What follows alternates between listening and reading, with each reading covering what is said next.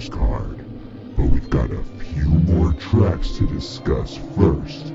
It's just this way at the Dim Carnival.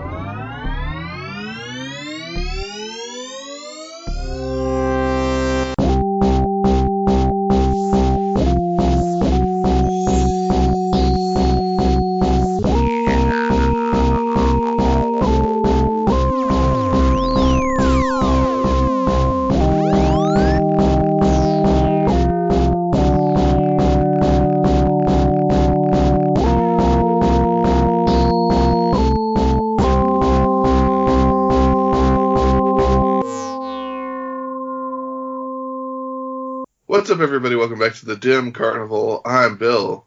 I'm Steve. And I'm Ryan. And this is another week, if you listen to this the week it comes out, which is something that confused Ryan a lot last week. How dare you? If you're listening to this the week it comes out, it is the anniversary of America. So, not sure how many more we're going to get of those, but... well, we've had 2018 of them so far, Bill, so we're just going to keep pounding forward. Yeah. Uh-huh. Like America do. Pound forward. Move ahead. Shape it up. Right. Christopher Columbus found America on July 4th in the year 0. He carried baby Jesus across the Atlantic Ocean. It was 100 years after the dinosaurs died. On his birthday, right. Yeah. And luckily, America was able to recover after the dinosaurs died. Their economy was able to bounce back. It's such a weird coincidence that America's the same age as Jesus. Mm-hmm. Maybe that makes you think. Another thing that makes you think is the 6 songs that we're talking about this week from Forgotten Freshness Volume 2. We're finishing up the second disc of Forgotten Freshness Volumes 1 and 2. So we're talking about the songs Piggie Pie Old School, I'm Not Alone, $85 an Hour featuring Twiztid, Halloween on Military Street, Dog Beats, and Mental War. So, yeah, that's 6. I don't know how to count. So first song we're going to talk about is Piggie Pie Old School. And if you haven't listened to that, go ahead and listen now. In that funny looking car with the little blinking lights, I drive a Volkswagen Bug 17 deep, packed full of juggalos, lights out, and we creep to the Piggy station and lay on the horn.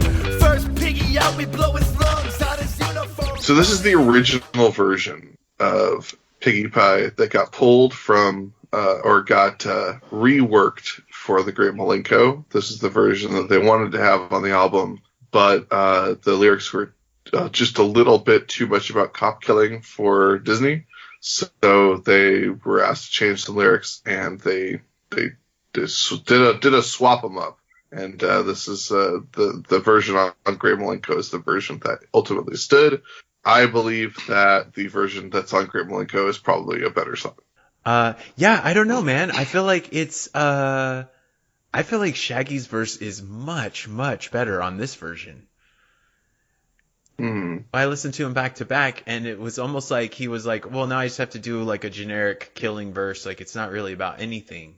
Yeah, that's fair. Yeah. You know, like, it's not to say that his verse is bad. It's like he's doing what he does, you know, but it takes away from the story, you know?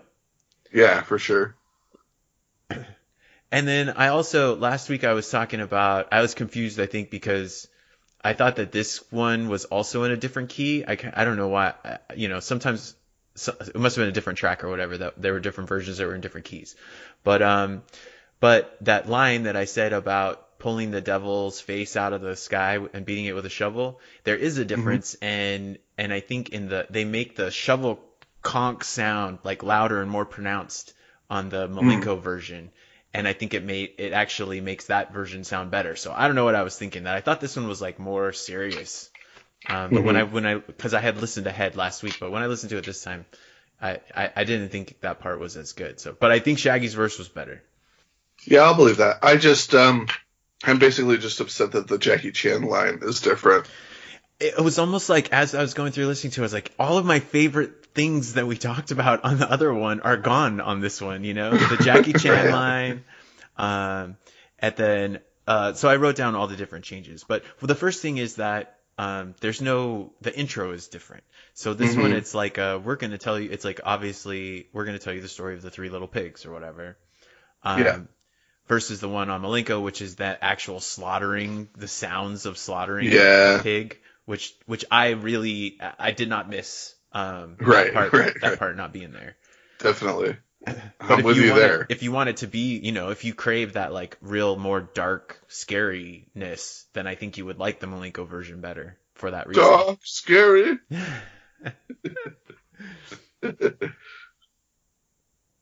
But once again, if you did want to listen to us talk about the track from Malenko, that's on episode 17. If you want to go back and listen to that, you might have already listened to it last week from the other track that we talked about.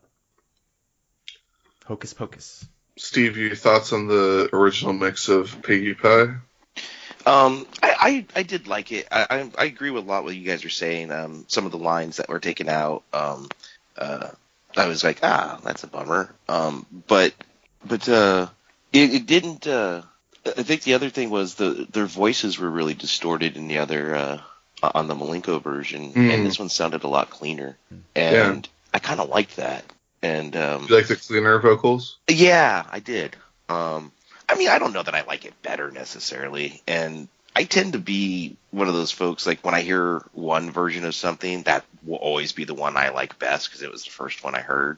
And but I liked this version more than I kind of thought I would. So yeah, I enjoyed listening to it. I listened to it a few times, and I was like, I do dig this song. It wouldn't have, it wouldn't have ruined anything for me had they just been able to release this version on.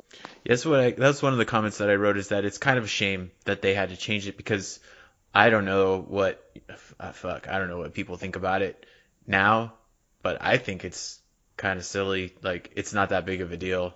There's I don't think that they would have made those edits in today's climate or whatever. They would have just been like, nah, yeah. So it's just a bummer that, something that I think is a little bit stronger as a concept or whatever didn't get to make it onto the album. Yeah. But we got it now. Well, but the one thing that I will say that I think is a strict downgrade is the third verse, because I feel like the imagery that they changed it to, where he takes his money and that causes the guy to die from suffering. Yeah. That's so much cooler than just tying his neck in a knot, which is fine, Yeah. And suffocating him. He doesn't even use the word suffocate, so I don't like that part as much. Yeah, I agree. I have that in notes too. I like the original a lot with that. All right, well, let's move on to the second track this week, which is another track we've already covered, but have actually covered. It's I'm Not Alone, which is from Fuck Off, and I think that the ICP felt that people who were into ICP at this point in time, in 1998-ish, I think that they were very concerned that none of these fans had heard the Fuck Off EP. Yeah. So, because they put basically the entire Fuck Off EP on Forgotten Freshness, and split it up. So here's I'm Not Alone. If it's been a while since you listened to it, or if you haven't listened to it before, go ahead and take a listen now. I came up and then stubborn, I told them motherfuckers, I leave a screwdriver sticking halfway out your dome. The worst part about it is, I'm not alone. Ryan, where can people listen to us talk about this track if they haven't listened to it before? Well, if you were listening last week and you took our advice and listened to episode 9, that's the episode where we cover the entire Fuck Off EP album, so you'll find it on episode number 9. Nice. And if you listen to it, it feels so good. Yes. Any further thoughts, or pretty much the same as? Well, I did want to respond to your statement before the little break there, that I'm not exactly sure it was available really for consumption at this time in 1998. I think that if I understand correctly, when Island secured the rights around this time, they went back and started re-releasing their earlier catalog under the Island label, which is what allowed Ringmaster to become a gold record Mhm. at that point. So I think these were like if I was representative at all of the average ICP fan at the time, I would have loved to purchase this stuff, but it just wasn't in the record stores in California. You couldn't get it, couldn't even get it. Like, you'd have to go to like, Amoeba up in Hollywood or something to try to get something like that. That's fair. Speaking of Amoeba in Hollywood, pretty much every time I've ever gone into Amoeba, just sort of out of reflex, I check the Insane Clown Posse section. Yeah. And most of the time, there's like not anything there, but there's almost always like one album in the little tab behind the Insane Clown Posse tab, which is a band called In Spiral Carpets. And I've never heard that band, and the only reason I've ever heard of them is because they've always had a section behind ICP's section in Amoeba Records. And I'm never going to listen to that band. I'm never going to look them up or see what they sound like. But all I know is that in the alphabet, In Spiral Carpets comes after Insane Clown Posse. Right. Sorry to all you In Spiral Carpets fans out there who maybe clicked on this by accident thinking it was an In Spiral Carpets podcast. Yep, they're hammering out a mean comment right now. Yeah, but In Spiral Carpets, it sounds to me like it's going to be a band in the vein of Steel Train, where they're just going to like jam out for like 5 minutes. Yeah, thank you. So no further thoughts about I'm Not Alone. It was nice listening to it again, because it's not something I'm going to go out of my way to listen to, and so to have to listen to it was nice. It's like seeing a person that you know who's like kind of a friend, like they're like decent enough to hang out with, and you haven't seen them in a while, and you're like, oh hey, nice to see you, but you're not going to like put that person on your like Facebook invite or anything. Well, I think still it falls into that same thing like you were saying last week of this, surprisingly good quality of the song. It's fun to listen to. There's humorous parts. The beat's cool. I really like that. I'm not going to try to do it, but that scream, man, that's like part of the melody. And the bass is like doom, doom, doom, doom, doom, doom. Wow. It's just like long ass. Love it. Very good. All right, so I guess we'll move along to the next track, which is the track we're the most excited about. Oh, it's just been a race to get here, man.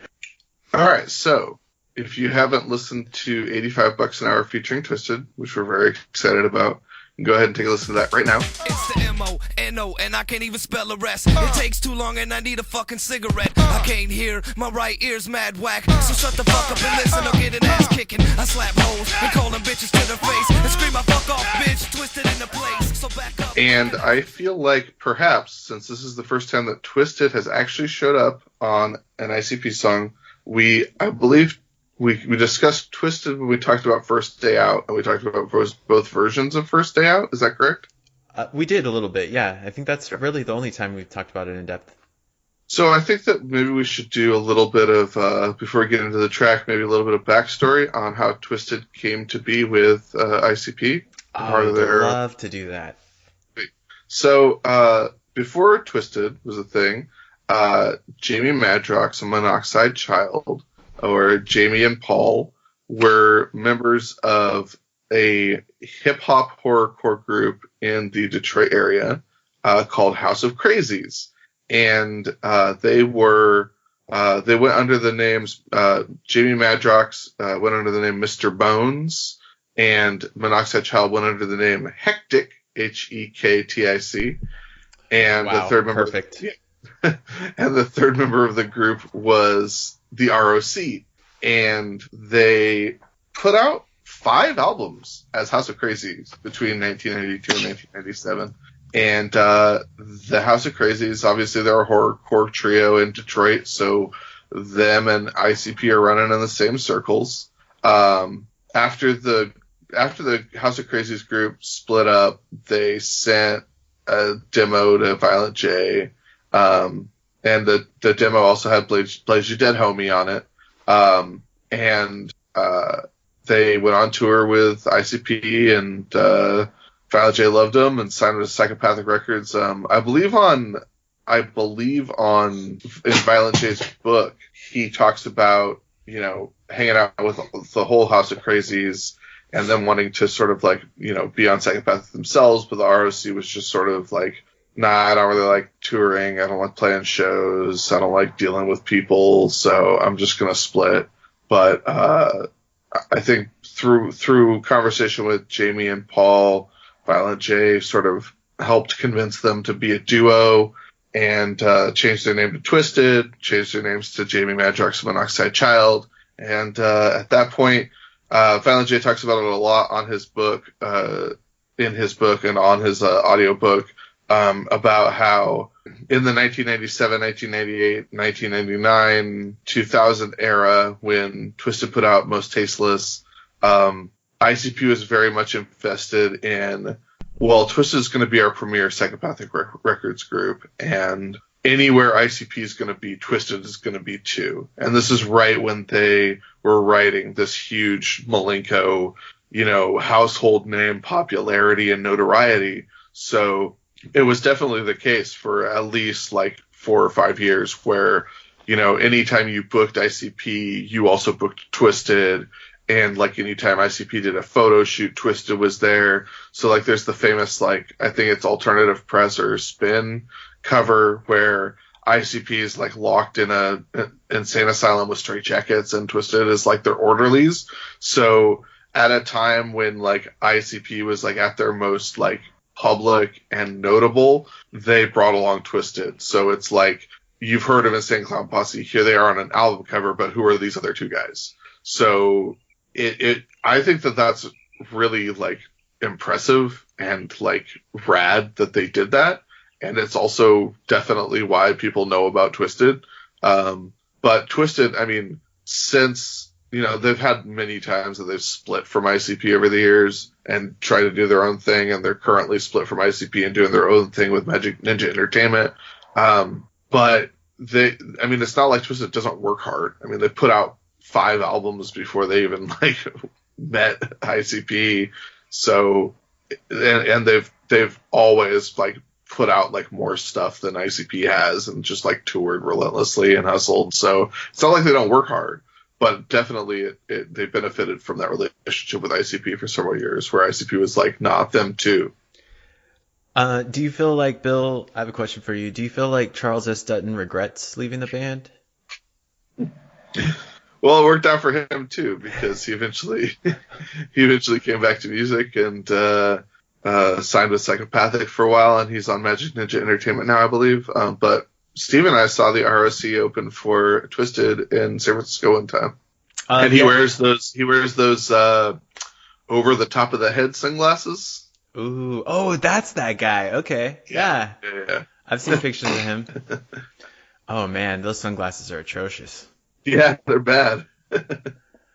Yeah, man. So listening to this, I was really taken back because this was when so this record came out right before I moved to Costa Rica. And then when I came back, this was like kind of the album that was out, right? Jekyll Brothers wasn't out yet, I don't think. So this was like what I was listening to, you know, for my ICP fix. And it was really cool to listen to these tracks, and specifically this one because this was my introduction to Twiztid. This is the first time that I didn't know who these guys were, and I was kind of like reading the liner notes or whatever to see, oh yeah, it's Jamie Madrox, and you know what their names were. And I feel like that whole thing that you described about their approach to putting on Twiztid and promoting them, it was perfect. Like I was ready for it, you know, the music, the way that they like sounded enough, they kept enough of that like ICP sound and that ICP influence, and they had ICP enough on the tracks, but they still were doing their own thing that was solid, you know, really strong and able to stand on its own. They were immediately, and then we're coming up on the time when I saw them for the first time live in concert, and of course Twiztid was there, and so it all blended really well together, and they were immediately established as like these are two equal things for me, you know, like they were instantly right up there with ICP. It was like level, you know. Mm-hmm. In terms of quality and how much, and my fandom or whatever, that was instantly like, nope, this is a thing that comes, they're together now or whatever, and it worked. It was really good. Yeah, I think it worked really well over the years. Steve, do you have any memories to listen to this? Was this the first time you'd heard Twiztid when you heard this track? Definitely. Yeah, definitely. And I mean, I just thought this track was the greatest thing. Yeah. I mean, it just like solidified how much they didn't take themselves serious and how funny they were and what a great time they were having. And like, I always wanted to believe that they had a lot of fun making the music and being in the studio. And like this song really solidified it for me then. Yep. So I always just like, yeah, just lots of funny visions of just thinking about like them goofing off and whatnot. Kind of reminds me of when Bart Simpson in one of those, when Simpsons go to New York and he finds Mad Magazine and he walks in and the secretary is like, this is working and there's nothing. And then Alfred Newman opens the door and like all this craziness is happening in the back. Yeah, exactly. That's totally perfect. That's completely perfect. Well, and I think it's the concept really lends to that feeling of kind of candidness is what I'm thinking of when I hear you describe that, Steve, that it's not as much of a performance as them displaying some of their personality and their relationships with each other. And so the concept of the track is that they're in the studio, there's a high cost, you know, for them to be in that environment. They need to get some stuff done. Let's make a quick track. And so it's not exactly a freestyle, but it's obvious that they're kind of throwing these lyrics together just to get this song down, which is a fun concept. Yeah, we've talked a lot about in the past of like specific songs where the clowns get a little bit loosey-goosey, but this was like the ultimate loosey-goosey song. And I think this song is definitely why we're attracted to songs where the flow gets a little bit out of hand because we love this song so much. And I wanted to know though, for the two of you, like Ryan talked about it, I think a bit, but Steve, I wanted to know, was there something about Jamie and Monoxide that grabbed you when they popped up on the track? Like, were you drawn to like their flow or their style at all, or was it just like that the song's so much fun that you liked it overall? No, they did very much stand out to me. And I mean, I hate to say it, but I mean, they just seem like they're really good rappers and so much better. Right. You know, and I hate saying that because in a lot of ways they're also they are, but I just don't like saying ICP aren't good at rapping. Right. No, they're good at rapping, but Twiztid is clearly better rappers. Right. Yeah. So yeah, that really stood out to me. They make they're really good at bringing out emotional aspects, at least better than ICP. And obviously not on this song, but like on other songs, like on tracks like on the Bazaar, Crystal Ball. Like there's just like a way when they rap, like if something's a sad thing, it like they can kind of make you feel sad. And or if things are tense, like on Monoxide, I love Monoxide's solo album Chainsmoker, and there's just like some songs about like just like an everyday life and how fucked up his life is, and like you just really believe it with the way he does, like the way he's rapping and stuff. So so that stood out to me right away when I heard them on this track. Obviously I didn't know all those other things yet, but I just knew there was something special about it, and I liked the way right away when we get to hear Jekyll Brothers and they're more or actually especially just the way they compliment ICP. I think they're like a really good compliment to him, and vice versa. We got a bunch of famous firsts on this track. We got obviously the first appearance of Twiztid on an ICP track, if not actually the first appearance, like the first appearance that was released wide. We've got the first appearance of a character named Slim Anus. Right. We have, I think this is the first, like, legit, like, prank calls that are on an ICP track. I could be wrong, but I'm pretty sure this is it. I think you are correct, yes. There's skits of prank phone calls, but none that are, like, real. Right. We have the first appearance of the Lil Poop voice, which is Monoxide Child speaking with a lateral lisp. And it might be a tribute to ABK. There's no way of knowing. And we also have the first reference to Stranglemania on an ICP track, because Shags refers to himself as Guidi, which is handsome Harley Quistella, a.k.a. Guido, which is a commentator for Stranglemania. But yeah, let's talk about this song, because it fucking rules. I do want to say, the first thing I want to say is, I'm sure we'll get into it more. Maybe the worst Shaggy Tudo verse on a... Oh, strongly disagree. Strongly disagree. I want to say, I think the only part of his verse that's actually done correctly is shake my hips like Elvis, wiggle in my pelvis. And then, I love the verse, obviously, because it's hilarious and great, but it's funny that he's so wildly off and gets it together for those two lines, and then it's all downhill from there. Shaggy does an entire verse where he doesn't hit a single beat. Right. So that is a feat in and of itself. That's like American Ninja Warrior of rapping. Yeah. I think the only part of it that I think is that is a miss is when he screams at the end. Everything else is fucking perfect. Perfect. It makes perfect sense that during the hips, like Elvis wiggling his pelvis, he finds the beat. The rest of the time, he's all over the place. And I just love it. Is that where he laughs after he says that line? He laughs somewhere along in there that throws him and trips himself up more. I don't remember. Yeah, he just goes... If I'm not mistaken. That Violent J laughs after... What the fuck was that? Fuck it. Leave it in. Right. When it's cramp. Well, that's Violent J's... Well, so let's just jump back to the beginning. Violent J's verse clearly sets the tone very hard for the song, and he does shit that I had never heard in any song before, where it's oh, you can just turn a part of the music up more on a... Because I was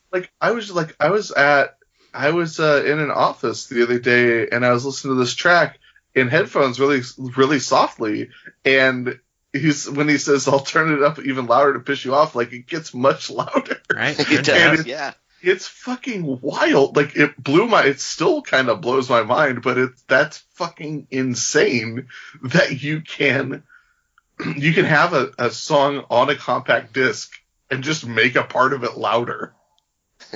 Yeah, man. That's a thing you can do. Yeah. But I think that Psychopathic Records are geniuses, get off our penises is maybe the best line. Although I do want to point out that on Genius it says Psychopathic Records are geniuses, get off on penises. Okay. Which is probably also true. Right. Wow, that's pretty bad. But I do like that It Takes Two woo yeah, the woo hey or whatever, that you know what I'm talking about. Oh, I actually want to talk about that, okay. if you don't mind. No, please, because it has its own Wikipedia page. So. Right. Okay, so one of the actual lyrics is you've heard. So the beat is that probably most people would recognize it. That's what I was getting at. Is I love that he calls out how stale this beat is. Right. So the beat to the song, most people I think would recognize as raw bass. It Takes Two. I think that's the song that I feel like most people. Just don't forget me like you did with Rob Bass. Right. And he says in one of the lyrics that Jay says is, "You've heard this beat 80 times, but I'm gonna still freak it." Mm-hmm. And I knew that it was from that raw bass track, or that they sampled it. And that's where I knew the sample from. But I never looked up the original track to figure out where that sample was from. And it's pretty interesting. Mm-hmm. So the track is called "Think About It," but sung by a lady named Lynn Collins, and it was on a James Brown. I don't know if he produced the track. Do you know that part? I don't know. Do you know that part? It was on James Brown's label. Okay. Yeah, it was produced by him. Yeah. And features his band. So it's like a pretty, I mean, it's good. It's like a soul song. It's like a pretty straightforward, like, soul track. Probably worth listening to. Mm-hmm. But and that song came out in 1973. And since 1973, every fucking buddy has sampled this track. From Salt and Peppa to De La Soul, EPMD, Rex and Effects, Kid Rock sampled it, REM, Janet Jackson, Carmen Electra, Ice Cube, TLC, Snoop Dogg. I just want to point out, there is a Wikipedia page for Yeah Woo, which there's a Wikipedia page for the drum break of this song. Really? And it's been sampled so many times that there's a section of the Wikipedia page called songs that use either all or part of the song, and it's broken down by decade. Damn. Amazing. Yeah. Which is crazy because you don't think how many times, you'll hear that'll just be playing in the background or whatever, or they'll throw it in not as part of the beat, but just in one part where they just do it once, and they probably do that on thousands of songs. Mm-hmm. It's even in sorry, go ahead. Oh, I was just gonna say that the original track, Think About It, is on the Grand Theft Auto San Andreas soundtrack. Huh. Neat. Way to bring it around to those video game people. I did not know about that. San Andreas, I haven't played very much, so I heard it's good. Well, also Immortal Technique has sampled it, and then the last person that's credited with sampling it on the Wikipedia page is Fergie, mm-hmm. Who sampled it last year, 2017. Well, I've got on the Yeah Woo page, so Run the Jewels has sampled it in 2016, which fucking rules, I gotta check that out. There are two tracks that sampled it in 2018. Sabrina Carpenter and Jonas Blue sampled it on a track called Alien, and EDX sampled it on a track called Anthem. Oh. Somebody needs to update this other Wikipedia page. Apparently this song was sampled on Miley Cyrus's "We Can't Stop." Huh. So I'll have to listen to that again. Not that that's any sort of punishment for me or anything. It's also apparently sampled on Super Bass by Nicki Minaj. Who knew? All right. Cool. Good job, guys. You're getting better at subtle sampling. Because it takes two in this track. It's just straight up just the thing. Yeah. And so another thing about making a song, which I understand, is that coming up with a hook is really hard. Right? Hooks are really important to songs. It hooks people. I think that's why that term came from. And so in lieu of doing that, they're not, they don't have the time. So we're just going to record ourselves doing a prank phone call. And we're going to call that the chorus. Yeah. Which is a great choice. Yeah. Perfect choice for an an ICP record. And you would think also that the prank calls, they're recording those themselves or recording them in the booth so that those won't count to the $85 an hour. Oh, right. Yeah. Right. We just got to edit. They're like, and here's where you drop that in, Mike. Just drop it in here. Harry Sax, please. Okay, this first prank phone call is a real piece of art. Mm-hmm. Go ahead. It's like a turducken of. Yeah. It's like all of these sweet, delicious concepts wrapped up inside of each other, and then he presents it all before the person that he calls I could only imagine knows her what's seeing this call. happening. Yeah, can't even comprehend what has just been said because it's too delicious of a treat.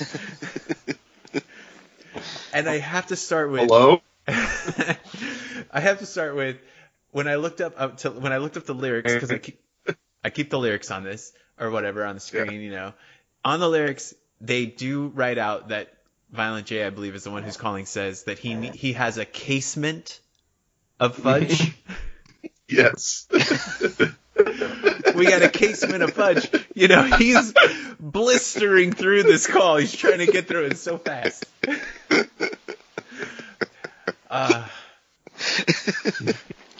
So good. Casement. Casement. But this track is this prank phone call is the original equivalent of that amazing Vine where the woman gets a full bottle of water spilled on her head when she's asleep. And then she goes, hello?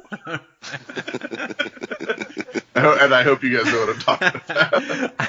I know exactly what you're talking about. Yeah. And the rest of this song is the equivalent of the guy watching the lady smoking and turning to his friend and going, wow.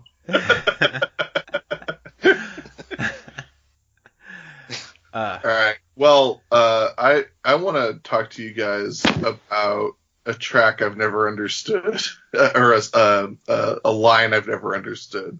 I got a big head that never fits a hat, so you ain't see me wearing a damn thing green, bitch. Oh. I don't even know where to start. Yeah, I mean, I always look at that as a total goof, like just way out, being out of left field. But I feel like I could write a thesis on how that somehow should be a line added into the Dao De Jing. That's awesome. It's just when I heard that, like, I got it. The first time I heard it, I was like, yes, it. You know, and purposely doesn't make sense, and it probably means something to them. Like, you know, I like when I thought about it, like, oh, maybe it's like an inside joke, something they wrote a long time ago, like nonsensical or non sequitur lines and things like that. But I also do want to point out, like, so that line might make sense in like a different town where maybe sports is a big thing. But I want to point out that there are no Detroit or Michigan teams that involve the color green, unless you want to talk about Michigan State University. But I don't think that these guys would be. He's more of like a Fab Four Michigan guy. Yeah, I think he's a Wolverines fan. So you asked earlier, like, kind of what my original thoughts are, I was thinking what you were saying is, like, how did I picture these guys or whatever, what I think they were like. And from their verses, I thought that they were just really scuzzy, kind of like janitor looking guys, like balding and disheveled, dirty. And so I was pretty surprised to see what they actually did look like. I mean, they had a much better look than I was expecting. Yeah. But just from Jamie Madrox's verse, you know, how he presents himself is just kind of a slob. Mm-hmm. But and he's got a hoopty. I love that the way he describes his car. He's like, I'm not rich, I've got a hoopty, and it's got a smash in the front, in the fender. And in the back too. Like, okay, it's got a broken tail light. There are rear fenders. Yeah. I'm just today appreciating the genius of it's the MONO, and I can't even spell the rest. It takes too long. Yep. Like, you only got 4 more letters to go, but he doesn't know how to spell his own name. Well, it's 9 more letters. He's got to, you know, it's going to take up another whole line. Well, Zide. That's what I'm thinking. Right. Because, you know, you say I'm the MONO XO. Wait, I fucked it up. You're right. MONOXITE to the child. Like you do the blank to the blank. That's how rap works. Because I rap all the time and I know. Right, he just gives up. He's like, it's fucking too hard. Okay, so a cigarette. I want to talk for a minute about most styles. Hell yeah. So I've always, now we've already established that Genius has at least one wrong lyric in this on their website, but I've always heard it as I got all my peoples out on 1-800 and Crenshaw. Yeah. Okay. What does Genius say? Genius says I got all my peoples on 1-800 increase y'all. No. Increase y'all, which makes sense of him like calling up Psychopathic and like, oh, we want to increase y'all's like catalog of artists. Like it makes sense in context, but no, I'm straight from the hood. I got all my peoples on 1-800 and Crenshaw. Okay, so the Google lyrics are great. Give them to me. Instead of most styles, it says, yo, there's more Childs in this piece. What's up, son? Hello, yeah, what's up, son? I'm looking for this deal, you know what I'm saying? I got Rasmus for y'all. You ready for Mo Childs? Mo Childs, straight from the hood. I got all my peoples on 1-800 and Chris Shaw. Oh, yeah, that's probably the accurate one. Shaw. That's probably the real Chris one. Shaw. No, it's definitely Crenshaw. Crenshaw Boulevard. We're talking about. He represents the hood. I also really love that his response to "Who is this?" is "Word Life Son." This is.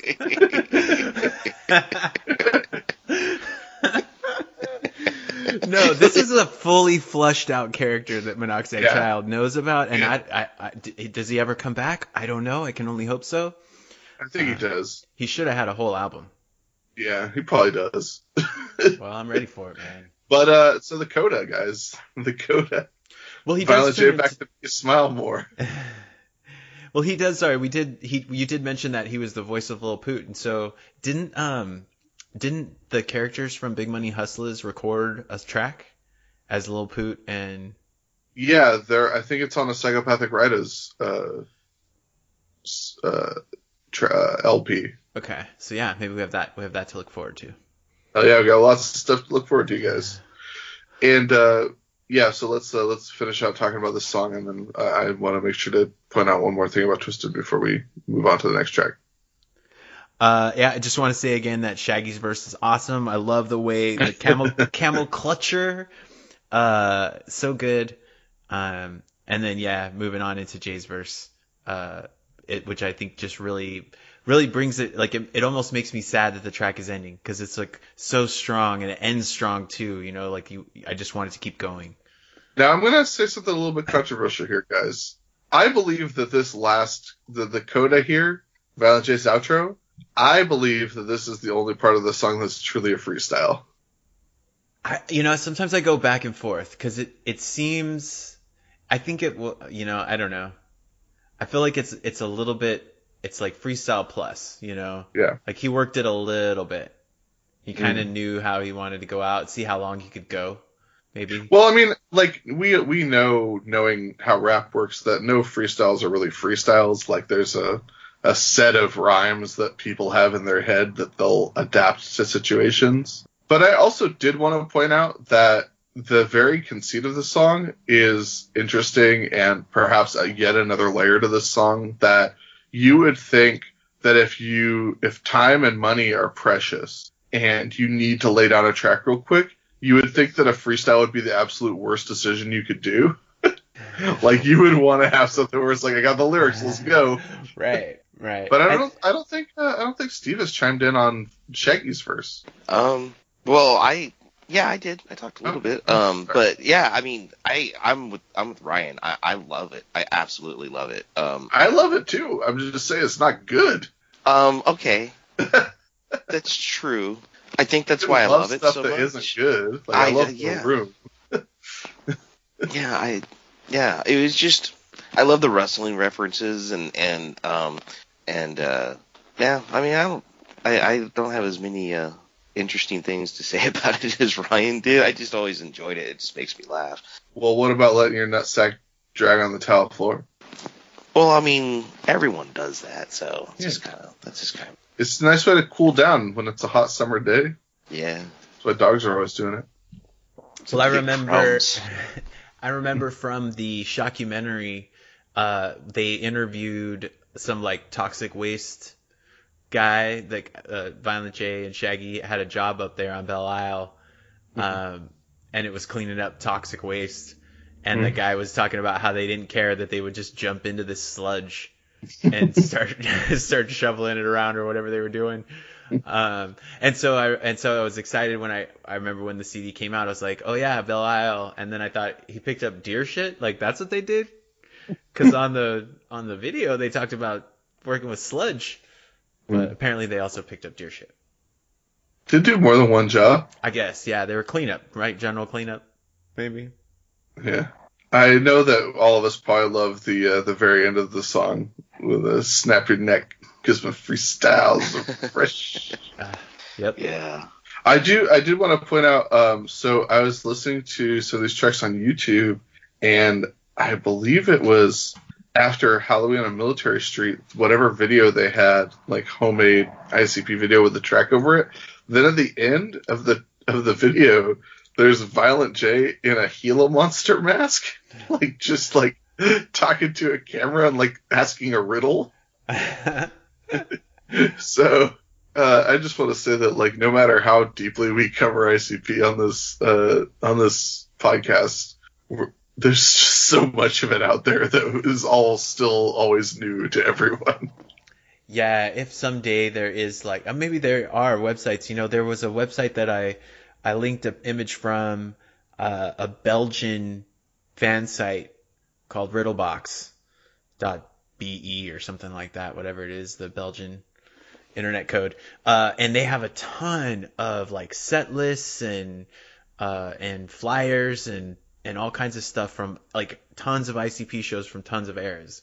And so there are like fan sites out there that have some pretty rad collections of all of this stuff, but you're right. It's like they're pretty prolific dudes, you know. They like to be out. They're just having a great time with it, you know. Especially in this era when they were like really in the spotlight, you know. Yeah, for sure. The only other thing I forgot to mention about this track is that this is from I believe the original version of Most Tasteless. And I wanted to let everyone in on our decision that we made a while back that I believe was not part of the podcast, was just a discussion afterwards, but it all blends together in my brain. We are going to be covering Most Tasteless and probably several other Twiztid albums. What we're going to be doing is we're going to be covering Most Tasteless on a podcast after we wrap up Jekyll Brothers. And we're going to be probably doing a podcast where we cover all of Most Tasteless, are going to listen to both versions of it and sort of just compare when there's differences that need to be pointed out. But that is coming. So for you Twiztid fans out there, you have that to look forward to. Fucking really looking forward to that, man. I listened to a couple of tracks. I had to, after listening to $85 an hour, I had to go listen to some of Most Tasteless. Yeah. Because it's so good. And like, there's so much of Twiztid that I haven't listened to. Like, I was just like doing some research on Twiztid, and they had an album called Wicked, which is short for Wish I Could Kill Every Day, that came out in 2009, and it was their highest charting album. Is that the one that has like the Uncle Sam looking ghost thing monster on the cover? Does it show that? No. No, that's not that one. Although I don't know what you consider to be Uncle Sam looking. That's just how I remember it. Probably because I'm like mixing it up with the 80s metal band that has a cover like that. I think you're thinking there's a album. Their album before Wicked is called Independence Day. Yeah, okay. Yeah. So yeah. And that one is also on Second Father. But so Wicked was their highest charting album ever, and it hit number 11 on the Billboard 200 in 2009. The fourth highest charting album in Psychopathic Records history. And not a single track features anyone from ICP. So I don't know anything about this album. I don't think I've heard anything off of it, but that's just really interesting to me. So there's lots of stuff on the Twiztid side that we have no idea about. So yeah, it's gonna be a long, winding road. Yeah. I think like on the green. I don't think ICP's on the Green Book anywhere, are they? Yeah, they are. Are they? I think there's a track that features Violent J and a track that features Shaggy, but I know for a fact there's a track that features Violent J. It's been a while. I need to listen to that again. Yeah, it's a good album. Yeah, it is. Okay, sorry. No problem. Let's move on to our next track, which is Halloween on Military Street. And if you haven't listened to that, go ahead and take a listen right now. Sitting on the porch, shining up her Glock. I climbed down the roof with my brother, jump steady, and we yelled, "Happy Halloween and clown love to the whole city." We talked about Dead Pumpkins from Hallowicked 1994. When they did Hallowicked 1995, they put out Mr. Rotten Tree, which was continued on directly from Dead Pumpkins. And now we get to Halloween on Military Street, which is the single that they gave away at the 1996 version of Hallowicked. And Ryan said that he'd be really, really disappointed and upset if it didn't follow directly on the heels of Mr. Rotten Treats. So Ryan, tell us your thoughts. Well, it's a real roller coaster of emotions over here. Disappointed that, I didn't remember. I felt like I would have remembered that. And actually, Bill has criticized me before for listening ahead, and I always do every week. I always listen a couple tracks ahead because I can't help myself. But this week, leading up to this week, I stopped at $85 an hour. I did not continue in listening ahead. So I was fresh going into Halloween on Military Street, which I remembered really liking, but I didn't remember that storytelling element of it. So that part I was disappointed, but then I remembered, or as I started playing, I remembered what was actually there, and I was very, very pleased because I love the intro. I think the intro is one of the best parts of this song. Mm-hmm. And as much as I've always loved it, I've never known where it was from. I never known who was saying it or anything about it until today when I looked it up. Do you guys know who it is? No. Well, I'm looking at the shits right now, but go ahead and lay it on us. Okay, so this guy, the recording is a guy named Brother Theodore. And I saw his picture and I was like, holy shit, I know exactly who that guy is because of a movie called The Burbs. Starring Oh yes, I know what you're talking about. Okay, so in The Burbs, there's the wacky, crazy, like foreign-esque neighbors that they think are killers, and it's one of the brothers who I don't think really even says anything in the film. Yeah, he does. He talks a little bit. Does he? Yeah. So one of the brothers is that guy. This motherfucker. Okay, so Bill and Steve. Bill, I know, is an incredible cinephile and whatever, knows a lot about stuff. So Bill, I'm curious to know if you knew or know anything about this dude, just based on the information you have right now of who he is. No, I don't know. Okay. I know who he is. I know who he is. Like, I know what he looks like, and I know that he's in The Burbs, but that's about all I know. Okay. Oh, I've watched a lot of his videos. Okay, so this guy was born in Dusseldorf, Germany, in like 1906, and he was born to a really wealthy Jewish family in Germany, and he went to like a fancy college and all of that. And then when he was 32, the Nazis took over, and they put him in Dachau. So he was imprisoned in Dachau, but he was able to buy his way out by basically turning over all of his personal owning, like everything that he owned, so that he could get out, and escaped and went to Switzerland. And in Switzerland, he made money by being a chess hustler.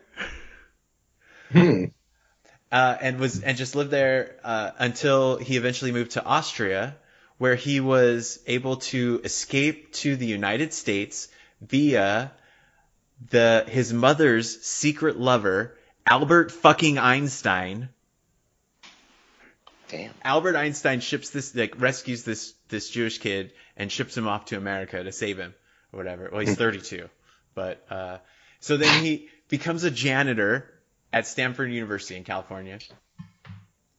He is known for beating Stanford professors at chess as a janitor, and apparently is credited with beating 30 Stanford professors simultaneously while playing chess. But then that became, I guess, boring for him, so he pushed up to San Francisco, where he became a dock worker. And it was there in the 40s where he started doing some acting. And he was in some movies, whatever. But then he played in 1977, he recorded the voice for Gollum for the animated Hobbit movie. Whoa. Yeah. And then yep. And he came back and did that performance again for the animated version of Return of the King. Right. Then apparently, and I'm like barely even cutting into this guy's, like, we're not even to the fact, he was on The Tonight Show, The Merv Griffin Show, Dick Cavett Show. He was on David Letterman a bunch, like in the 80s, like playing a straight man. So this dude is like all over kinds of places, and he's known for this kind of thing that he does. He's like a metaphysicist or whatever. He like ponders and speculates on like the beyond or whatever. And so this is from a spoken word thing that he did called The Degrading After Effects of Living. And it's fucking phenomenal, man. It's such a cool thing to like listen to like spark your mind to like think about some weird spaced out concept or whatever. Really fucking cool. So such an interesting guy, and I had no idea he's doing this like bit side part in a semi obscure comedy movie from the early 90s or whatever. That's so weird. Yeah. It is. I remember this guy's life should be a movie. He's fucking super interesting. Okay, and so then he died. He lived to be like 100 years old. He died. He was 94. He died in 2001. His headstone, his gravestone reads, "As long as there is death, there is hope." Wow. That's so cool. Yeah. So fucking awesome, man. Go ahead. Oh, I was going to say, I ran across him with, I think back when I was reading these books from this company called Disinformation, and they just had all this, like, way out there books of philosophy, some occultist stuff, all these different things, and they had some videos, too, and they featured him in some of their videos, and then I was looking him up more later on, and those things, the stuff he talks about is, and I just always like geeked out because I love The Burbs, and I'm just like, that's the dude from The Burbs, like he's crazy. I love this, right? And so I never even considered, like, when I was listening to this song and that intro, I was wondering, especially this time around, I was like, that is so cool what he's saying, and I was like, but I couldn't put my finger on it, and I would have never guessed it was that guy. That's great. That just really wraps everything up for me right there.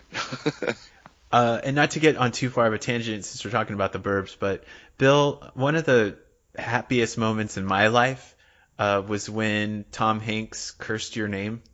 Mm-hmm. Is there a place where that's available? I could probably look it up and try to find it, but do you know offhand if there's? It's one of his appearances on the Nerdist podcast. So it's the 2012 Nerdist podcast.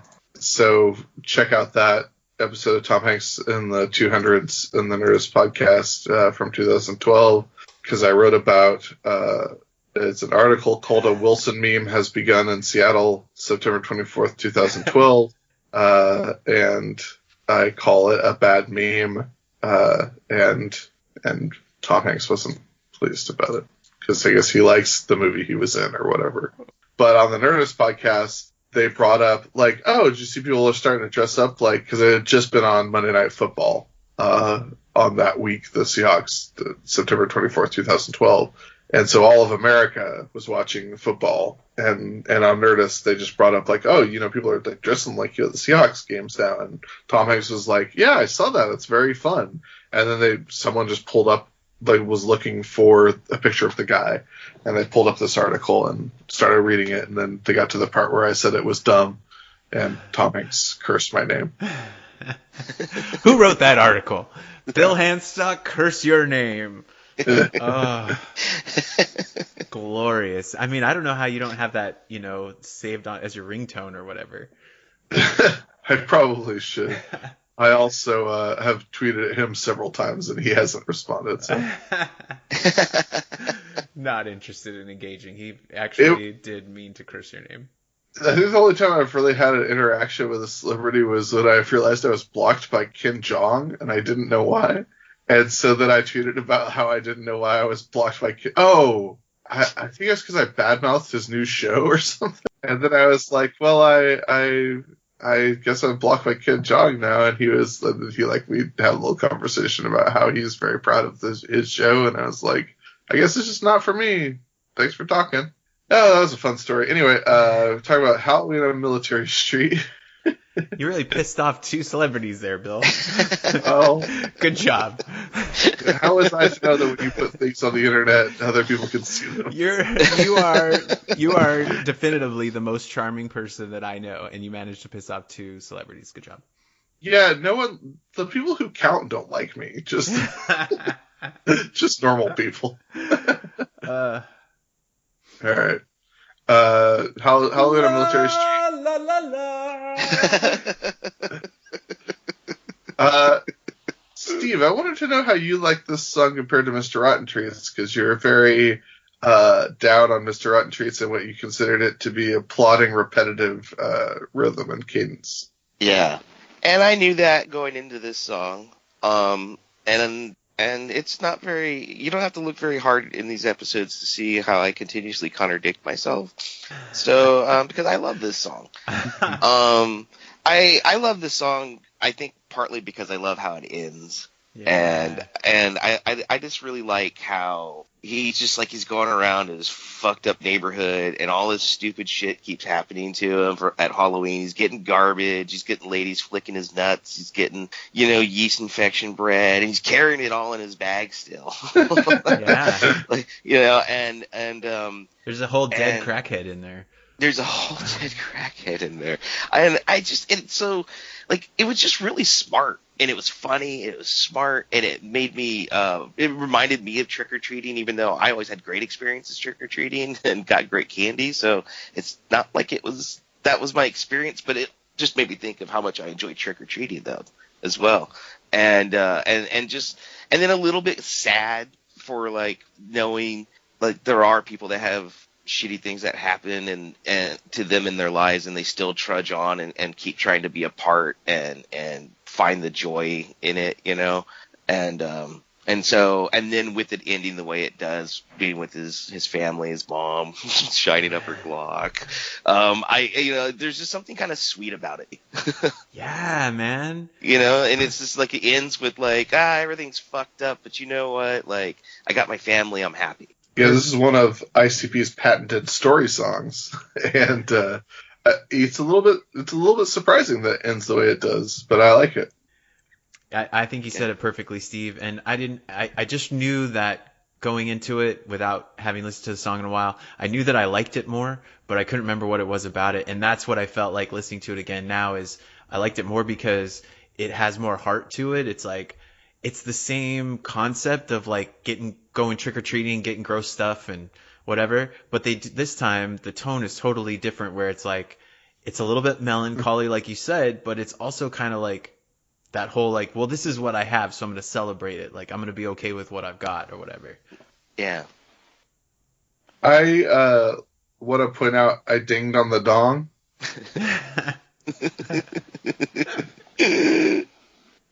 Yeah, there's some great lyrics in this. Also, I feel really bad for Larry Sherb. Oh my god. Yeah. But that's just how it is, man. Survival of the fittest. No, I know. It points out what Violet J and what this neighborhood is like, because all he's doing is getting shit on all night, and sometimes he's excited about it, and sometimes he's bummed out about it, but the 1 second he gets a chance to rest from just getting abused and brutalized and horrified, he sees somebody riding their bike, so he just fucking kicks him and then power bombs. Like, all he does is see the person. So Also, you guys definitely imagine Violent J as a grown man in this song, right? no, I thought he was like a teen. You know? Sure. Like, he's still walking around. He's still, he's still trick-or-treating or whatever, but he's like the kid that most people open the door and are like, yeah, you're too old, son. He's like 14 or 15. Pushing on. Yeah, I think that's what I was picturing too. But I do also want to really quickly point out that the song opens with "fuck, damn it, another Halloween." So like he's compelled to take this harrowing journey. Like he hates that it's here, but like shit, well, gotta go. Like gotta get my nuts flicked and stuff. Right. It's like he knows what's coming, but it's still the prospect of. There's that one line where it's like he sees the one scary house off in the woods and he's like, I don't know, I'm scared, but fuck, I want the goods. Like maybe I'll get something good at that house, Oh, yeah. Thank you for bringing that up because the only annotation besides Brother Theodore on Genius, next house up was sitting back in the woods. I was a little frightened, but fuck, I want the goods. The annotation is Violent J wants some candy, no matter the circumstances. He needs to get that candy. Yeah. And the nice thing for him when he does powerbomb little Larry Sherm, his candy bag grows in size and it doubles in size. So I don't know. I just always assumed that he actually got real candy because of that. But then why would that kid be getting anything good? Right. He's just got twice as much crusty titty milk. Oh yeah, that's the line that stands out to me where the lady's squeezing and then he's like, ah, fuck, it's too sick. Yeah. But I do want to say what this track reminded me of on ICP's audiobook, on Violent J's audiobook. So in the audiobook, there's a bunch of shit that's not in the actual book, and you should definitely listen to it if you haven't. But like Shaggy 2 Dope will be on the audiobook giving tips for how to commit crimes, and Jumpsteady comes on for a couple chapters to talk about some side stories that weren't in the book. Yeah. And one side story he tells is, I think it's on a Halloween, but some kids at school had heard about some crazy street where there's a cemetery and some crazy like monks that live up on this street where there's no lights or anything. Yeah. So Joe and Joey and Jumpsteady and their crew get together and they each take a weapon and they just do this like ninja like reconnaissance mission up this crazy street. And that's what this song reminds me of. And I can't believe they haven't done a song about just that night that they experienced, but it's a lot of fun. And I like maybe 0% of it's like true, but it's their perception of reality. So it's just a real fun listen to. And that's what this reminded me of.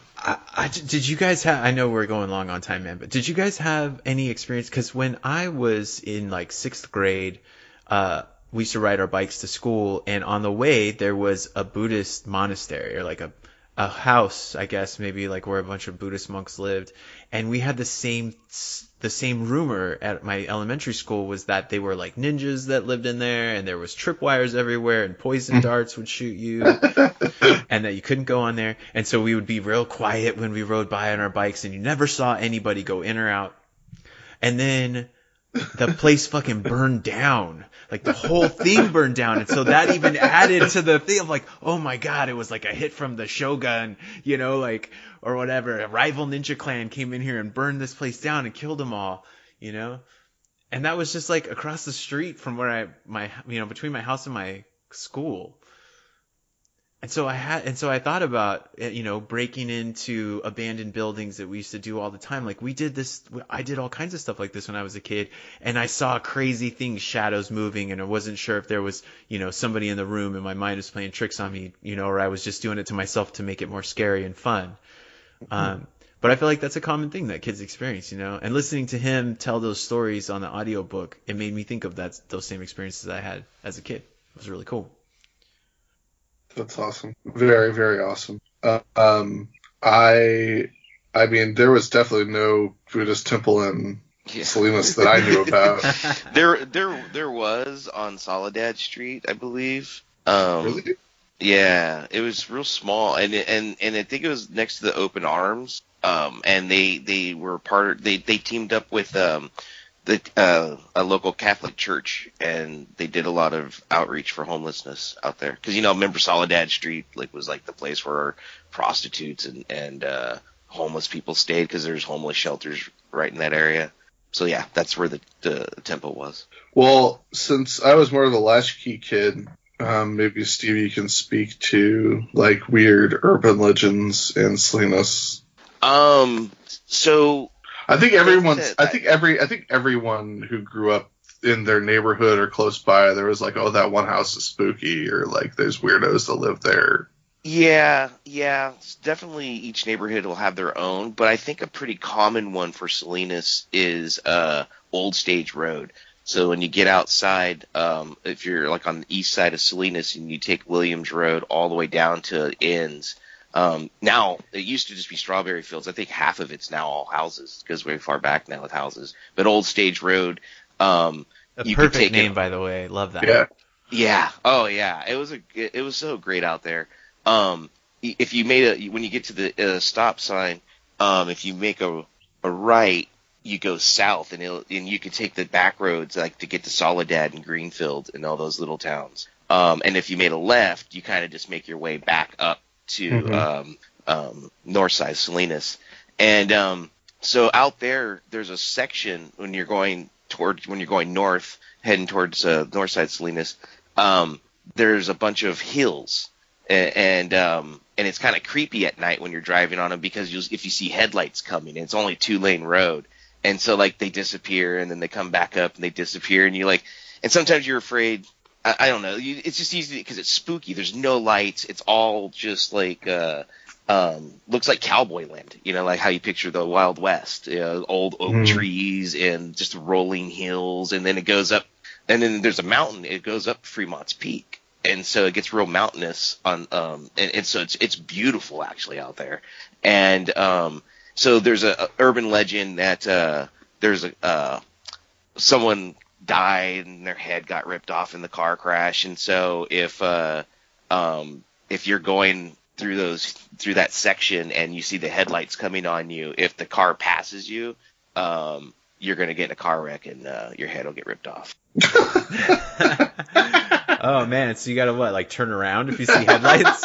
Oh shit, not going this way. Yeah, or just drive fast. Or the ghost car disappeared and it didn't pass me, so I'm gonna be okay. Yeah. You just go fast and try to get away from it so you can make a right or wherever you're going. Turn off. That's amazing. Yeah, I had never heard that before. That's amazing. That's fun. Yeah. I know Old Stage Road really well, but I never heard that about that. That's awesome. Yeah, and then there's a couple other things. There's supposed to be when you get kind of by this little red school after you get off Old Stage, it turns into a different road, I think, or maybe I forget what it. Maybe it still stays that way. It'll take you all the way to the 101 eventually. Or there's a you can turn up another way at this 3-way stop sign, and that will take you. Part of it's paved, but you just follow it, and you can either go over to Hollister, so you go over the mountain, go to Hollister, or you could take another road, and it just drives you all the way up to Fremont's Peak. And which Fremont's Peak's really cool because they have a bunch of they have an observatory up there, and a lot of people do amateur stargazing. They bring really cool telescopes. And but there's a pipe out there at that 3-way stop sign, I believe it is, or right near it. And there's supposedly, if you turn off your lights and you park on top of it, it's a little bridge. You can hear a ghost child crying. No. So, anyways, Cool. I'm going to stop with the. I'll stop with the urban legends of Salinas. No, that's very good. We still got 2 more tracks to talk about. Oh, Jesus Christ! All right, I think we're done with how I'm already military home, shit, right? Yeah. Make sure you get that big juicy bong rip in there.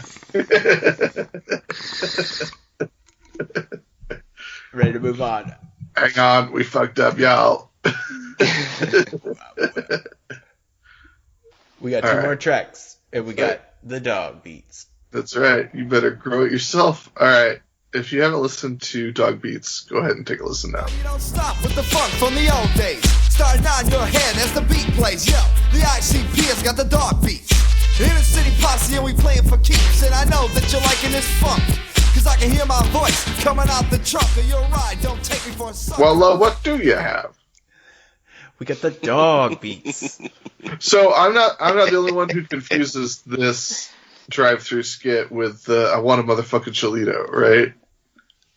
Like sometimes I get the lines a little jumbled up in my brain. Okay, Yeah. so I think that. I've been able to separate them at this point, but for the longest time, yes, Right. could not extract those two cheeses that melted together.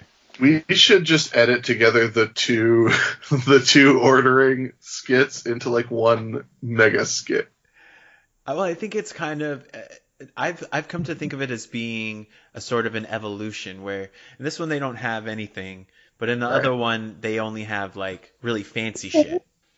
So, Okay. it's like an evolution of the story. Sure.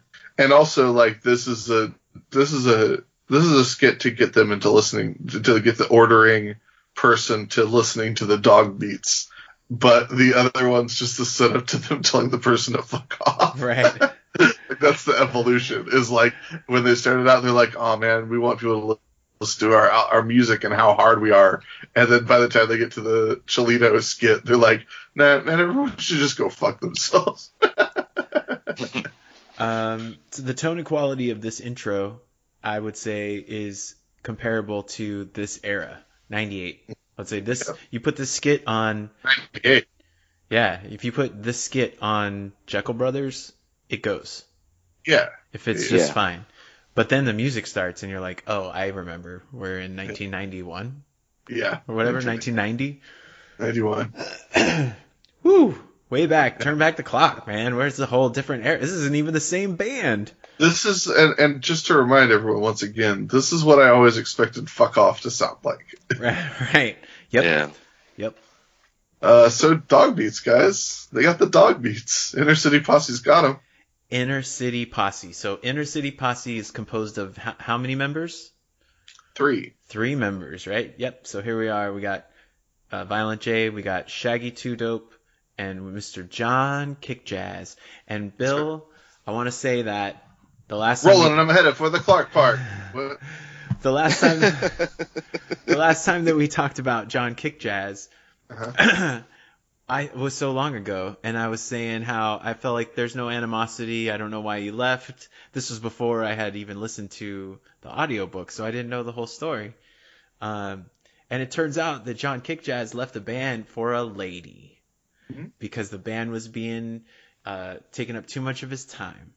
And there was a lot of animosity at the time, but come nowadays, they weren't really too worried about it. And I believe Violent J recorded his audiobook in 2014. Yeah, something like that. Well, the following year in 2015, I'm sad to report, tragedy struck, and John Kick Jazz died. Yeah. So... Were you able to, because the last time we talked about it, I said I wasn't able to find any information about how he died or anything like that. Were you able to find any of that info? No, it doesn't say anything about how he died. He's got his own. He doesn't have a Wikipedia page, but it's written. Is it weird or bad or morbid of me that like when someone dies that is like relatively young, I always want to know like why they died, and I get like upset when I can't find that information. Like I don't want to like know gruesome details. I just want to know why they're dead now. Yeah, I'm like it's interested. natural. Is it a natural thing to wonder that? How did he die? Well, I think the reason why I always want to know is because I just like to hear how other people died to imagine possibilities for how I might die. Right. And so I'm intensely curious about how I'm ultimately going to die, and I'll never not be. So I think that how people die is always going to be interesting to me. Yeah.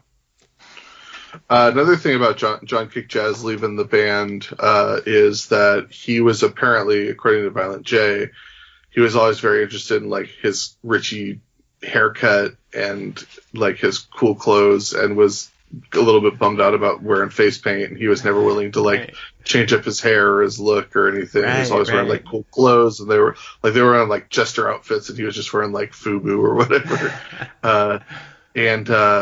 And Jay was concerned when John Cake Chaz left the band that like Joey would leave the band because it's his like actual brother, but Joey was like, nah, I'm in, let's do it. And yeah, all right. Are you guys aware of how many songs are sampled on this track? Like a bunch, like a million. The beat is composed of a lot of different samples. Go for it. So probably the one that basically the core beat, I would say, is basically a smashing together of More Bounce to the Ounce by Zapp and Atomic Dog by George Clinton. And I think those are the two main tracks that come up, or the most easily distinguishable or whatever. That's kind of a mashup of that.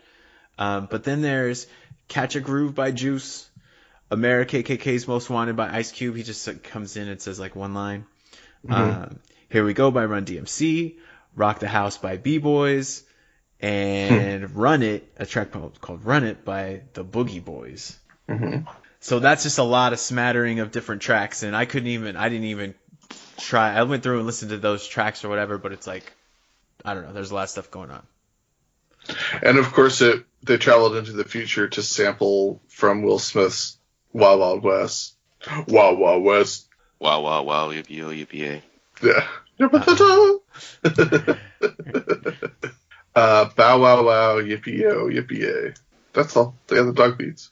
I feel like when this CD came out, I was super stoked to hear this, you know? Like I knew that this was the first chance that I knew about the record, but this was the first time I was going to get to hear it. Because this one's for the ones who've been down since Dog Beats. That's right. That's exactly right. Explicitly from that. And so it was cool to get to hear. Pretty special, I felt like. It felt like I was getting to be included a little bit. That they were offering this up to us. It's cool. I also like that, like, they're trying to be the hardest, like, gangster rap band that they could be, and this is the. It's just funny how the line has moved for what's hard. Because this was probably fairly hard. Trucks to the bikes to the Jeeps. It's silly. They got much better at everything. It's a good reflection, or a reflecting tool, you know, to be able to, you know, the artist can always do that, like go back and hear, but like what Ryan was saying, to offer that to us, it is pretty neat. Putting something like, because it's compared to obviously what they've made. I mean, this is really bad, and it's neat to put yourself out there like that, to say like look how we've grown. Yeah, look, you know, I really appreciate the track. Every time I listen to it, I always just like I'm feeling nostalgic for something that doesn't exist for me, you know? Yeah. Yeah, for sure. And I think that that's one of the very admirable things about this band, that they've never been ashamed of anything that they've put out, and they've never shied away from any of it. And they'll always be like, yeah, no, here's some stuff we put out.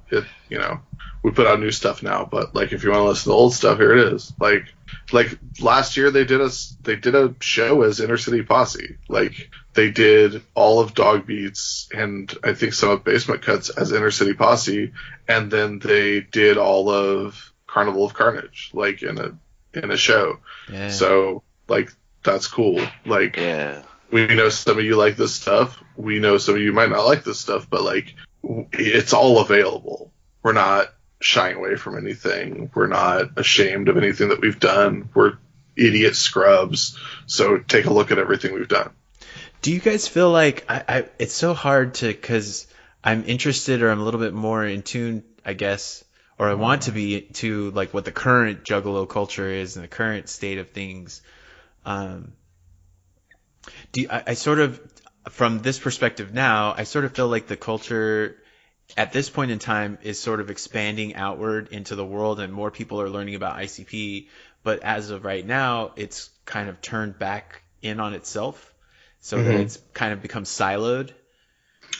Yeah, I think that that's probably pretty accurate. And there was a big thing I wanted to mention. So I'll get to that in a sec.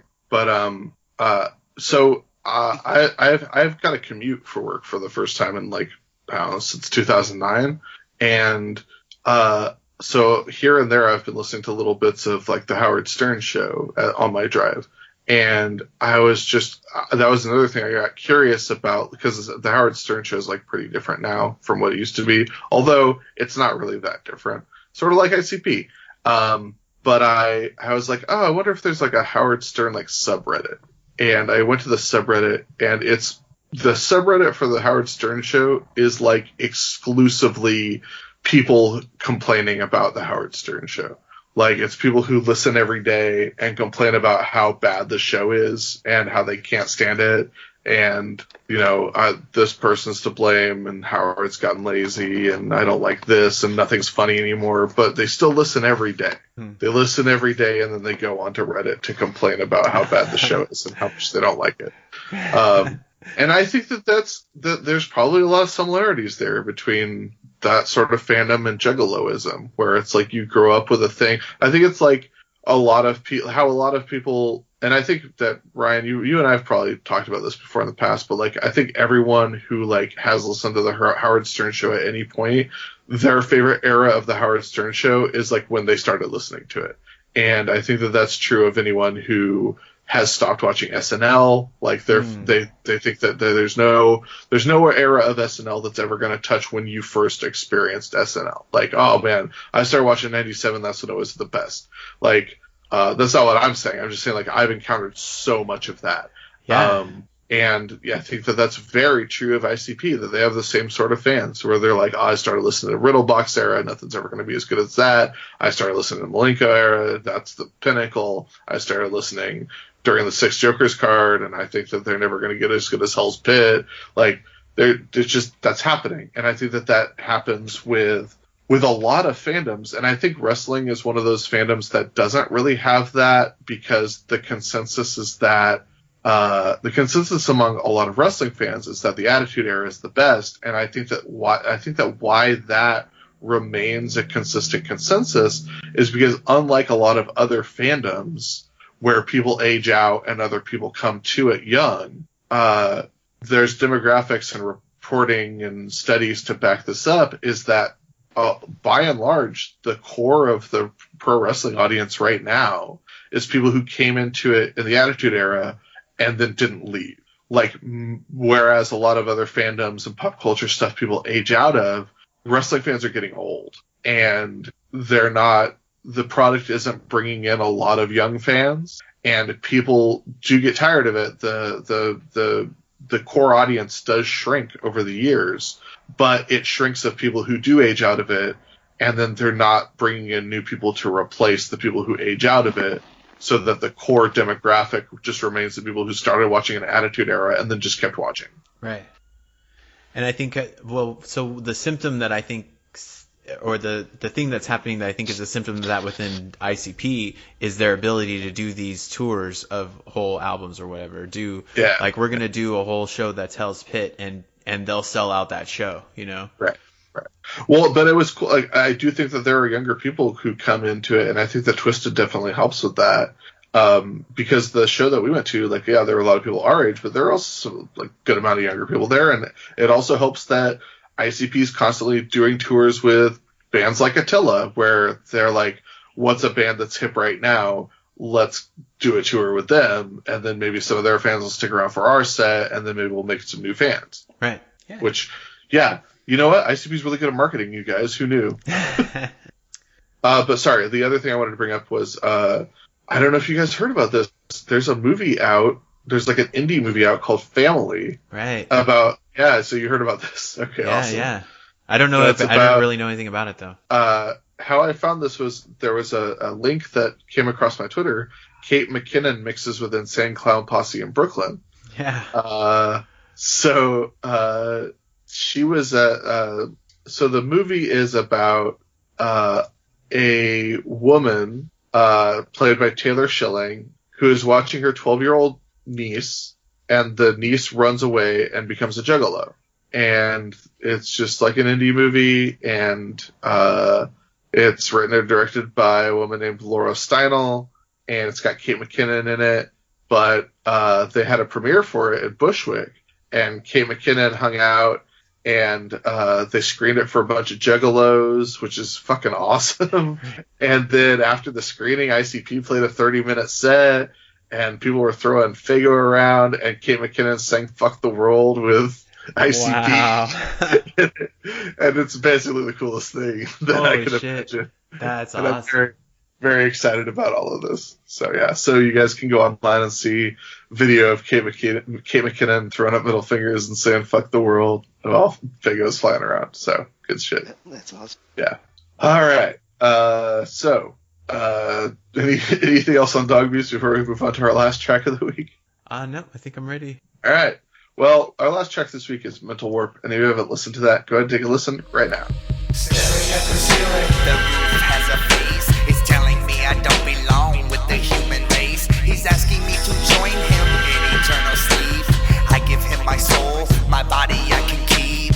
Reaching just above me, I see my pillows there. So Mental Warp is a track that was recorded for the Tunnel of Love EP, and it was scrapped. Oh, wait, no, sorry. It was for Riddlebox and appeared on the Tunnel of Love EP, right? No.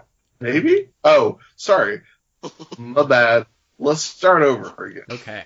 So, Mental Warp was a track that was recorded for Riddlebox, but it was scrapped from Riddlebox. And it appeared on the Tunnel of Love EP, but it appeared on the Triple X version of the Tunnel of Love EP, which we discussed the dirty cover with a wiener on it. Yeah. Big ol' hog. It's a pretty good dick, you guys. It's girthy and lengthy. It's got both aspects working for it, and totally cut. So, but I mean, if you like the uncut dude, that's you. You do you. But this is what that's from, and I don't think we talked about it on our Tunnel of Love episode, did we? No, Mental Warp? No, I think we specifically said we talk about it now. Okay, sweet. Well, we're talking about it, so here it goes. Mental Warp. It was a song. So there was music. I don't remember this song at all, and I guess I just didn't care for it much, or that I would pop the CD out after Dog Beats. Yep. And never really listened to it. And what a shame, because I actually really enjoyed listening to this song.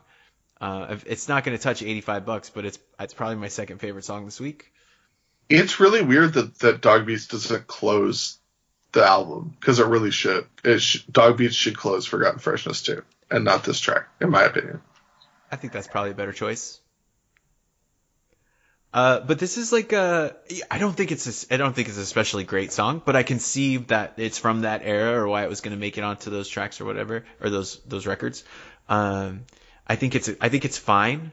It's kind of spooky or whatever. I don't know. It's got a cool sound. This weird, like, I don't know. It's just kind of like spacey, like kind of fucked up, whatever. Music.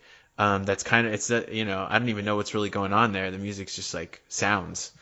But it made me think of, a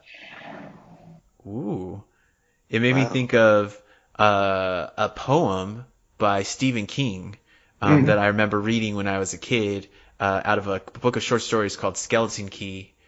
It was like the first Stephen King book that I bought from like Scholastic Media or whatever when I was 11. And it's called Paranoia, a Chant. And it's just this like dude who's kind of spinning out into his own mental illness and paranoia. And that's kind of that's just what I felt like this song was, is that this dude is just like completely spinning out of control and hallucinating and whatever, just trying to figure out what's real. And that is a cool concept to me. So that's what I ultimately felt about the track, is that it had this kind of cool concept. I think they did a good job with it. Like, it's not super strong, but I liked it. Yeah, I think this is easily their most surreal effort, and they do a really good job at having it be a surreal effort. and they, I think, wanted to go in and be like, let's just be insane on a track. And I think that it's really good. They do a really good job of it because they're usually really good at painting pictures, and this is trying to paint a confusing picture or a picture that never quite fixes or takes hold or has like grounding at all. And I think they do a good job with it. I imagine this one though is like the criticism that Steve wagered earlier. I think is pretty apt here again, where it's like the rhythm and the pacing doesn't ever change, and so it makes it kind of a chore. I don't really want to describe it that way, but kind of a chore to get through. That it's like there are very few parts that kind of lift you up or whatever. You're just kind of riding along the whole time. Yeah. And without a story to cling to or a narrative, then that kind of makes it tough. But maybe that's kind of what it's conceptually supposed to be, you know? You're not supposed to. It's supposed to make you feel unsettled as well. Yeah, I think if they were going to be doing, I think that if they did a track like this, like these days, they might like have it like speed up, like throughout, like slowly speed up, like over the course of the song, or have, you know, different sounds come in. But it's very much a product of the time at which they were recording it. But yeah, it's just one note and it's all the way through, and it's benefited by like taking a look at the lyrics or like really thinking about the lyrics rather than just listening to the song. Yeah, I mean, what kind of stood out to me with it is it having a little bit more of a serious tone compared to some of the other songs that they have, especially like on the extra tracks at the end of Wizard in the Hood, the solo album from Violet J. That he's got the songs about like the voices in his head, and then also even Jacob's Word being another song like that. And those are just like, they're lighter in tone, even though like he's truly going insane. Or even the Toxic Weight, I can't think of what it's called now. That was on Pendulum, where the Toxic lady. Love? Toxic Love, yes, thank you. You know, so like he's just insane. And those are all great but funny songs, and this one has a little bit of a. It's not really as funny and stuff. It's got, like you said, more things that you could actually just sit there and kind of think about some of the lyrics, and so for me, I don't ever remember hearing this song. I don't think I ever made it past $85 an hour. Because I think I just listened to Dog Beats once or twice just so I could be like, that's Dog Beats, and so it's kind of not fair to this song, because my first thing is to automatically compare and judge it to these other songs that I really love, and so I just felt like this song didn't really have a chance for me. I didn't hate it, but I thought overall, like, I mean, it's a solid song. It's not my fave. Yeah, I still just don't know why they didn't have Dog Beats close out the album. I agree. But maybe there's a chance that they wanted to have this song be kind of buried. They knew that most people would be like us and listen to Dog Beats and be like, all right, that's the album, and not actually get to Mental Warp. I guess I just feel like it's saying something. It's trying to say something, and so maybe they think that's a better way to end on, like, trying to. Sure. I don't know. Closer to their ballad closers that they like to have. Yeah, that's a good point. I also want to suggest that this might be some sort of Jacob's Ladder scenario. Because he's like, he basically sees a demon or some sort of entity come to him at the beginning, and he gives him his soul, and that's when he starts spiraling. Right. He's looking back at his body. Yeah, and then he's at the end, he's sitting in his stomach. So like, it's possible that this is like what you see before death, or this is a death experience, or the process of dying, or he makes a deal with something and gives him his soul, and this is like how he, loses his mind or like goes into hell or whatever. The shit that he talks about though in the last verse is, I mean, actually, I think some of the lines I think are really funny, like when he's licking the glass and staring at somebody sleeping, which is super creepy, and then it turns out there's no one there. That part's good. But then when he's like, there's this whole really weird part where he he grows a woman from a seed, and then they fuck, and then They become a tree. Yeah, and then she turns into some fucking evil thoughts, and those turn into demons that bury eggs in his brain, and then it all boils over or whatever. Like, it's fucking wild, man. That's some trippy ass shit. Yeah. Cool. We did it. So what's coming up next? Well, I'll tell you what's coming up next, my good dude. What's coming up next is that we're going to talk about the Amazing Jekyll Brothers. Ah, shit. You should hang a sign up. Okay. Might draw some business. Well, holy shit, you guys. Let's do the first 4 tracks off of Amazing Jekyll Brothers next time, because we'll be talking about Intro, Jake Jekyll, Bring It On, and I Want My Shit. And oh my god, dude. Jesus Christ.